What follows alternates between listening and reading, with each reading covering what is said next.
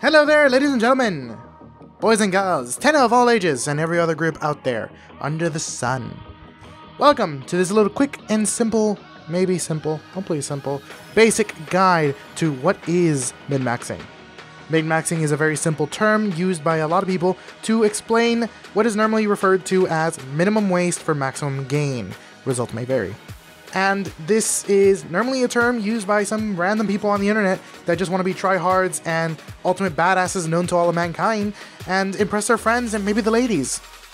Nah, I'm just kidding. The original term has been coined for years and years and years by RPG games and RPG players, and min-maxing is a term normally associated with the minimum amount of undesired abilities and maximize the ones you do intentionally want. In Warframe, this is kind of hard because you can't necessarily nitpick like that, but you can kind of nitpick like that, so it's one of those arguable little gray areas, but I digress. So let's get back to the topic and let's address the situation at hand. So what is min-maxing in Warframe? Min-maxing, in all honesty, is about maximizing and optimizing your items and weapons for specific situations that you deem necessary. What can that be? Pure damage, crowd control, special unit removal, looking at you bombards, I'm looking at you, or just getting the objective done and over with before anyone else has really time to even breathe and look at it. So let's start with the basics. I'm going to be addressing crit first, status, then IPS, then elements, element combos, and then the faction resistances and types before we get into some of the more detailed areas. I'm just going to lightly glaze over some of these topics, as this is a guide to point you in the right direction and not be the end-all, be-all definitive solution to this argument. This is just to kind of give you the foundation and the premise of this, and it's up for interpretation. You play as you like. That's mainly what most of this comes down to. You want to argue specific corners, then by all means, do that as you want. I'm not here to argue. So, what is crit? Crit comes in two styles, or in two parts. Crit chance and crit damage. Crit chance is how often your damage is done. So we'll be using a weapon like the Soma Prime for our baseline example. Why the Soma Prime? Because I said so.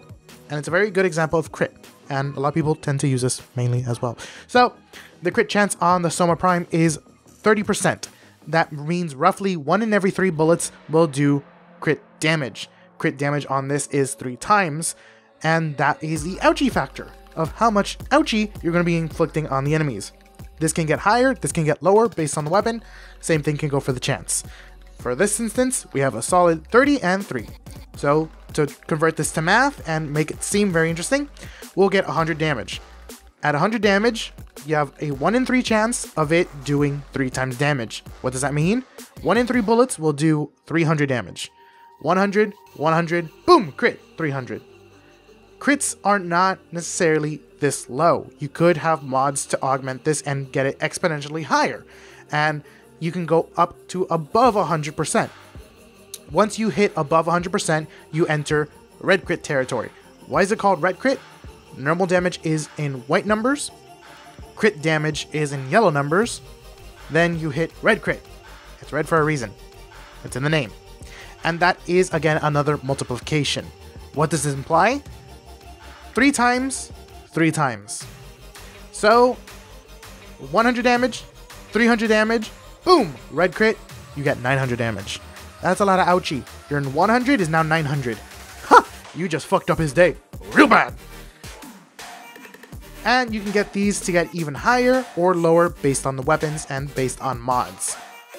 So, experiment around with these damage factor and you can see that some of these weapons are very, very powerful. How to identify a weapon if it is good for crit? It doesn't have to be an extreme like 30%. The best I can say is if it's above 15%, consider it. And I'm saying consider it because there's a lot of gray areas that it's not necessarily too much of a consideration because there are other stats. And oh boy, there's another can of worms. 15% is good for consideration, 20% is very good. You should really start doing it. 20% is very preferable. Anything above 30 is not even an argument at that point. It is a definite. And why do I say 25% is very up there? Well, let's take a weapon like the Act Magnus. If you look on this, it has 25% crit and 25% status. Wait, they're both 25%. What does that entail? Well, status is very different from crit, as status is how often special damage is applied. And what is special damage? Well, everything else. Impact, puncture, slash, elements, elemental combos, they're all affected by status, whether you acknowledge it or not. Some are better than others, and it all comes down to what the enemy resistances are. So let's go over what are the damage types as they are now.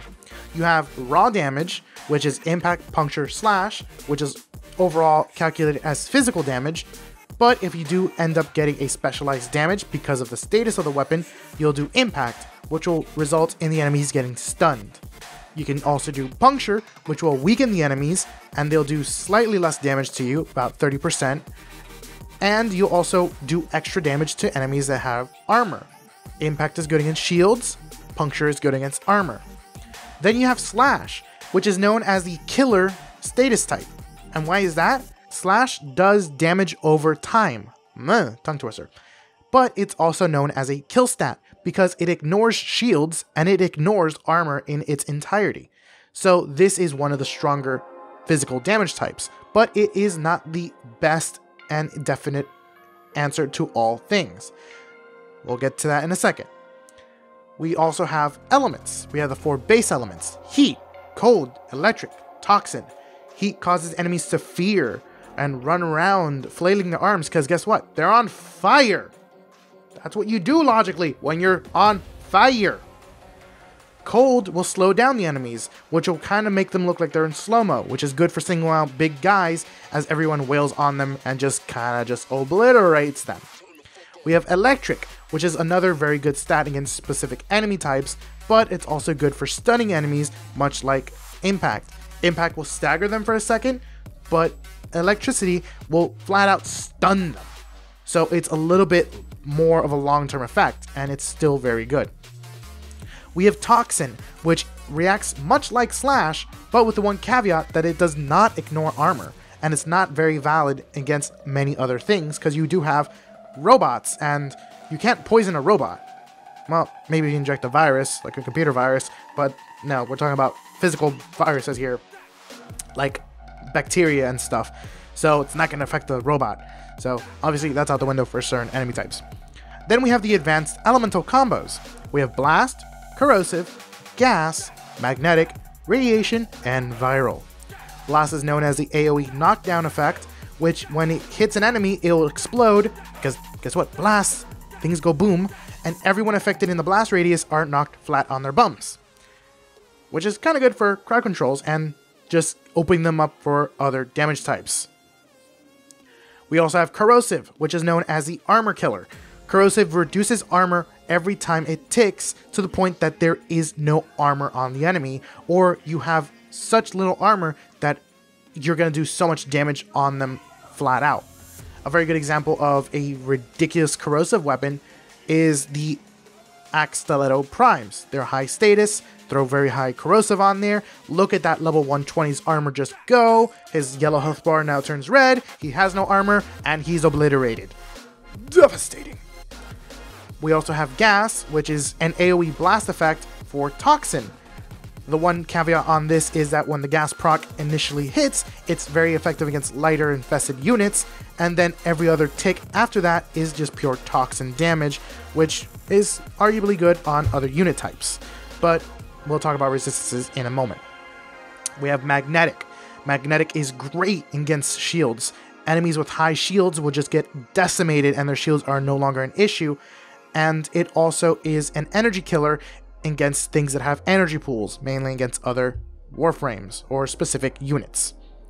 We have Radiation, which is a confusion agent.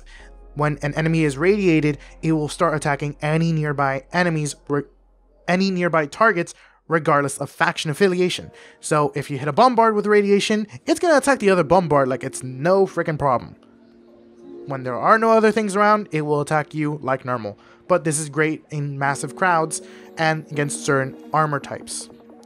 We have Viral. Viral is another great damage type because it will divide enemies' health by 2, or 50% for people that don't want to do by 2 division, blah, blah, blah. 50% in half. It'll cut it right down the middle.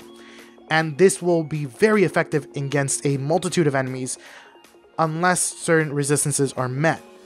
But this is very good while that viral effect is on.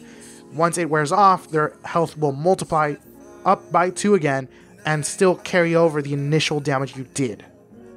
But let's talk about faction resistances. We have 4 factions, 5 technically, but we'll hit the 3 main factions, because the 4th one is a combination of all the other 3. And the 5th one, I don't want to talk about it. I really don't. I'm looking at you, Sentience. So we'll start with the basic Grineer. Grineers come in different styles, mainly different resistant types. We have cloned flesh, we have ferrite armor, alloy armor, and machinery. The biggest difference here is ferrite is weak against corrosive, alloy is weak against radiation. As you can see, very polarizing, very different. You won't attack an alloy armor enemy like you do a ferrite armor enemy. So do some research on what is causing you the most problems through the wiki or through the in-game codex if you're scanning them manually or with your Helios. If you have a Helios, you have no excuse. We have Corpus. They come in flesh, shields, proto-shields, and robotics. Again, much like the Grineer, shields and proto-shields are polar opposites to each other. They don't react the same to damage. Then we have the Infested themselves. They come in Infested, as I'm dubbing them Infestation, which is a type. We have Infested Flesh, which is different from the Infestation. We have Fossilized Skin, or Fossilized Armor, or Carapace, however you want to identify it, but it's mainly Fossilized, which is their version of armor, which is treated differently from all other armors. And then we have Sinew, which is just very thick, fibrous muscle material, mainly used by bosses, mainly not J3, Jordis. Jordis is the most prime example of Sinew. And then we have the Corrupted. The Corrupted are a mixed bag of all the other 3, and their resistances still apply based on the faction that they are corrupting and controlling. So keep that in mind. It's just a mixed bag, so it's a little harder to tackle. But let's go back to that of the Ag Magnus. Where do you build? Arguably, you can build for status or for crit. If you look at the IPS, the ranges are very small, so you can't really corner any stat. It's very good to have them well rounded like that, but it's not very optimal. So that's why you will build for status or for crit. That comes down to, again, what you're tackling, what you require. Let's look at the Econo Prime, which is the prime example of a very diverse weapon. The Econo has a very drastic IPS difference, so you can see that Slash is the significantly highest stat. Arguably, you could build for Slash and have a very strong Slash weapon, because Slash's ticks are based on a percentage of their Slash damage, so each tick will do a lot of damage. You can also build for crit, because its crit is 20%. It is up there among very powerful crit weapons, and it also has 20% status, so you can go up and also go for a status weapon. Now, for advanced damage types, you can mix and match. We have an example of IPS crit. Not necessarily a preferable one against some people, because there's a lot of arguments there, but you can go for a Slash crit weapon, so when the Slash ticks, it does extra damage based on the crit rate, and you can devastate enemies over time. We have IPS status, which would be very optimal for the Econo, because of its high Slash. You can make the Slash tick more often, therefore bleeding them out a lot more, even though the Slash might be a little lower, because you're not focusing on that damage type. We have status combos, which you can go for if you want an Econo that removes armor, an Econo that just does a lot of viral, an Econo that does any sort of these elementals, and just want to devastate enemies with these specific damage formats. And then we have crit combos, which are crit elemental combos, and that's one of the latter that a lot of people can also argue, but it's also a possibility, and it comes down to what are you looking for and what are you trying to do. So hopefully this gave you a rough idea on how to identify potentially good stats to use the knowledge provided before to just devastate enemies. If you feel I missed out something, tell me in the comment section down below. If not, how would you build an Econo Prime? What's your preferred method?